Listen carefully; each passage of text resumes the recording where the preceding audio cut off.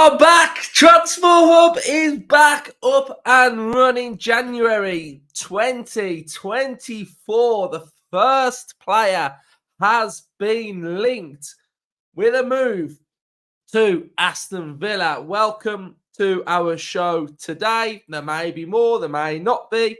There definitely will be one tonight. Predicted lineup is dropping with me and Hannah, so stay tuned for that. But like the last couple of episodes, they've gone down very, very well. The intro for the last one went down very, very well. So cheers everyone who's been watching and enjoying the content and liking and sharing and subscribing. It's been really appreciated for myself. You know, I'm here to have a little bit of fun with things as well. So up the Villa. So we are linked with Marcus Acuna. Again, this is coming from, we've got the source of ORTSSVQ. So I imagine that's on the Sevilla side of things. So we're going to do a player profile on Marcus Acuna. So I'm going to be honest, like I always am. I will give my honest thoughts where I feel like they could settle in. Are they something that we should be looking at? Do I feel like it's a good transfer? I'll give my honest vibes. So we'll start it off then with the player profile. So we'll kick off with the player profile of Marcus Acuna. We'll get the numbers. We'll find out how he's been doing. We'll have a look at his stats. And then we'll look at the Aston Villa side of things. And then we've got a new badge leaked. Yes, a new badge. Right. So if you haven't seen it, I'll be sharing that with you in a second as well. I did put it in our community hub yesterday. So I think quite a lot of you have seen it. But if you haven't, then I'll show it you on the screen in a minute. So Marcus Acuna then. So we've got La Liga this season. He's got a 6.83 rating. Coming to form recently against Villarreal. 32 years of age, left-footed. Market value on SofaScore is around 5.4 million euros. You can see his heat map predominantly as a left back inside his own half, but does venture forward. He's played 8 matches this season. He started 7, averaged 57 minutes per game. We have no goals and no assists, which is a little bit of a worry. But I think what I'm going to get into of the profile of Acuna as a player should be quite telling with the tackling stats, and his passing stats should be quite high. So let's have a look. So he's averaging 49 touches per game, 84% passing accuracy, 89% in his own half. We have got interceptions per game, 0.5. We've got tackles per game, 1.5. Ball recoveries per game, 4.9, which is quite high. Successful dribbles, we've got 80%. Total duels won, 70%. And ground duels won, 73%. And aerial duels won, 64%. So you don't need to be a rocket scientist to work out what Acuna's game is based upon. It's based upon just being an absolute rock-solid brick wall, wrecking ball, little bit like John McGinn, very strong, low centre of gravity, got a tackle on him, defensive side of things, absolutely brilliant. So I would say, you know, yes, 32 for a defensive left back, he's unbelievable. But for the attacking side of things, we can see from the numbers this season that they are not so great. I'm going to take you back to the last game that I watched of Acuna, and that would have been around the time that we were going to sign him last season. So it was the Super Cup final. Now, we were linked to him at the time, and we were all thinking, oh my God, why is he playing in this game if we're going to sign him? And I think he got injured after this game or during this game, but he was absolutely sensational in this game. He was up and down. He was a massive threat to Man City. He assisted for their goal, which was an absolute sublime cross from quite deep inside his own half. It was absolutely brilliant, and he was fantastic in that game. And I remember thinking, you know what, if that's the player we're getting, then I'm all for it. His stats in this game, he got an assist. His accuracy per game was 74%, in his own half, 93. We'd got successful dribbles, 100%. Duels, 175. Ground duels, 75. So, you know, the makeup of his defensive work is brilliant. Transfer market are valuing him at £6 million. And then again, if we have a quick look at his stats per 90, what's he doing there? If we've got his stats per 90, and I think we can see here, tackles 5.56 per 90, aerials 1.30 per 90. So those are quite high. They're long green bars. We've got progressive passes received 3.99. So he's getting into some advanced areas.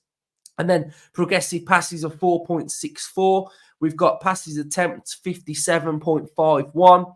Shot creating actions 2.63. We have got assists 0.10, which is quite low. So where am I at, and where am I at with this rumour then? I'm not sure on it, if I'm going to be brutally honest. I think it's an area that we don't really need to strengthen. Viewers will remember me saying yesterday or a couple of days ago that we've got two left backs fighting it out for a position, which is great, healthy competition. We know last season that Emery played both left backs in the same game. He would have just rotated. One would have played 60, the other would have played 40, switched them round. And that's what was happening a lot last season. This season, Luca Dean has been heavily involved because of Moreno's injury, and it's brought out the best football in Luca Dean that we've seen. But we knew in the summer that Luca Dean was very close to leaving Aston Villa and being replaced by Marcus Acuna. Caveat this with Luca Dean's wages. He's one of the highest paid players at Aston Villa. Do Aston Villa want to get Luca Dean off the wages, which will free up more space for other players? Potentially, because that's what it looked like what was going to happen in the summer. But Luca Dean's playing so well and doing so well. Do we want him to leave? I don't think we do, no. And then when you look at this graphic now and you're thinking, we've got Moreno, we've got Luca Dean, you're bringing in another left back. What's going to happen here? Does it mean that one is going to play further forward, which I've seen people mention before, but I just don't buy that sense side of things. I think these three players play predominantly in that left back position. I can't ever imagine any one of these going into that area. So I would say if we are looking at bringing one in, then one of them will leave. I think that's the only way I can see this transfer making sense. And yeah, I just don't feel like this position is sort of like a locked down necessity in this window. I think there's other areas that need to be looked at. But what we do know is that Unai Emery is here for the long term. So if he has to make decisions based on the squad, etc., then he will make them. So I think it's one thing to keep an eye on. Maybe it was just a link from the summer that's filtered through to January.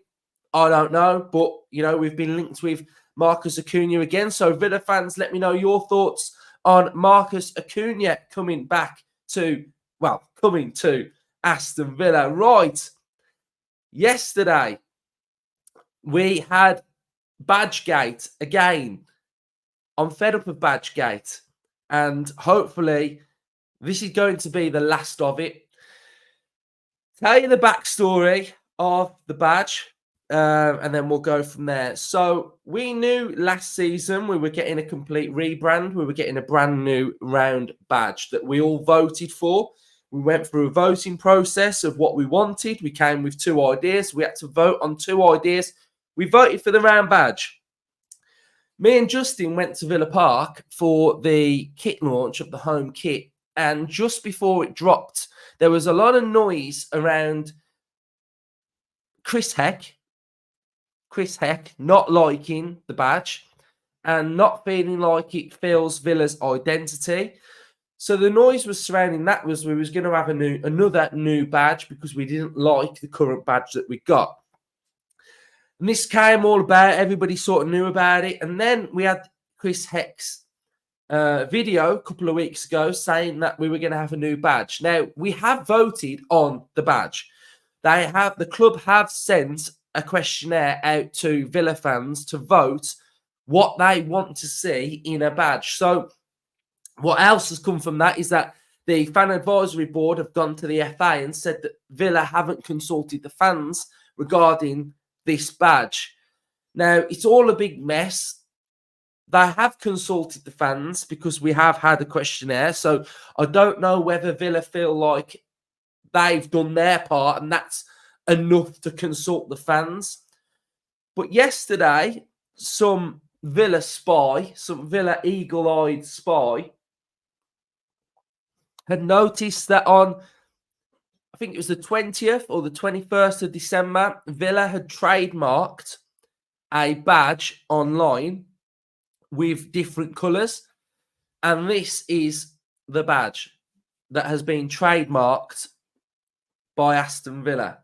Now, it might not be officially the badge. It may be just a leak, but this is what we have in front of us of the badge. So I'd love you to share your thoughts in the comment section down below. From the 150 years badge that I said I didn't like, I think I had low hopes for what this badge could look like. And I don't think it's as bad as what I thought the badge was going to look like. So I don't know whether that has clouded my judgment somewhat, but I don't hate it. I think it's okay.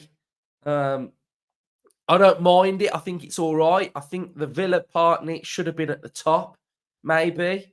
And the font not be so curved. But let me know your thoughts in the comment section down below. And then finally, a little bit of news on Cameron Archer. Again, I'd like to get your thoughts on the Cameron Archer news, because I was always under the assumption that if Sheffield were relegated, Villa would be buying Cameron Archer back.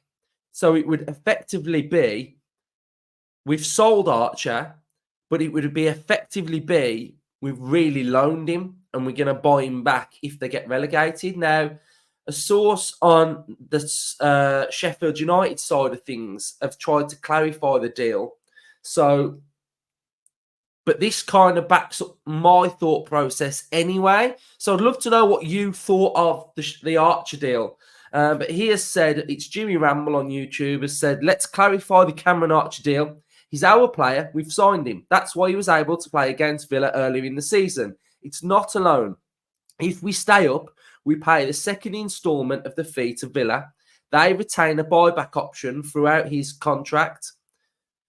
If we're relegated this season, Villa are obligated to buy him back for a set price. No choice, no negotiation. Contract has already been drawn up. We can't renegotiate it, I've asked. Hope that answers any confusion. That kind of summarises where I am with Archer and what I thought was happening, that I thought we were going to buy him back anyway if they got relegated. So let me know what your thoughts are on the Cameron Archer. We've got a lot. We've gone through quite a lot. We've gone through Acuna. We've gone through the badge. We've gone through a little bit of Cameron Archer news. Fina Zaz looks like he's going to Middlesbrough as well for 2.5 million. Again, I think that is really good business from Villa. I think Azaz has done really well for Plymouth. He's done well on all of his loans that he's been on. I think he's a really good midfielder for the lower leagues. I think he's, I think he's a good player. I think he scores goals. He scores really good goals, to be fair. And I think he'll do well in the Championship. I think that's his level. And again, I see a bit of like, we shouldn't be letting him go. Are we going to have a buyback? And I think you've got to look at it in this way as well. Fina Zaz is 23. Douglas Luiz is 25. I think that's where we are at the minute.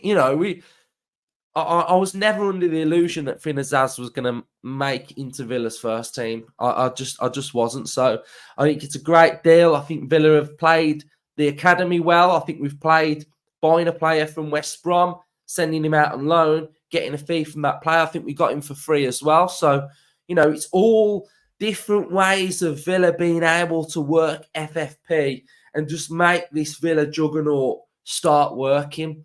I see it. Comments in our comment section of fans saying like Emery doesn't want to play youth. Emery doesn't want to, play this player. Why aren't we playing any youth players? And it simply boils down to one point. If they are good enough, they will play. That is as simple as it gets. If the youngsters are not good enough, they will not play. And that is where we're at. We're sitting second in the Premier League. We've got aspirations of getting into the Champions League. We're not just going to chuck a kid on just for the sake of playing a kid or a youngster or someone from the academy. If they are good enough, they will play. If not, that tells you all you need to know. So, yes, you'll never know whether they're good enough until they get a chance anyway. But that's why you send them on loan, and that's why you have the, you're working with these players, send them to a championship, see how they do. Look how many times now we're doing this. So we're doing this with Bogard. So we send them to League One or League Two. We recall them in January. We send them to the league above. We're still looking after that player with player welfare and managing their career by sending them to all these different loans. So it's all about, if they are absolutely unreal, going through the different level and the different tiers, then they're good enough, aren't they? It's when we're sending some of these players like to, say, Stockport, Louis Barry at Stockport, he's not going to bag goals at Stockport and then come straight back to Villa's first team. He's then going to have to close that gap and go League One, Championship, do well in Championship, and then Premier League. So that's where I am with youth, and that, we all want to see youth come through, but they've got to be at the look at where we are. We had fans slating Tielemans because he was apparently useless when he first come. Look how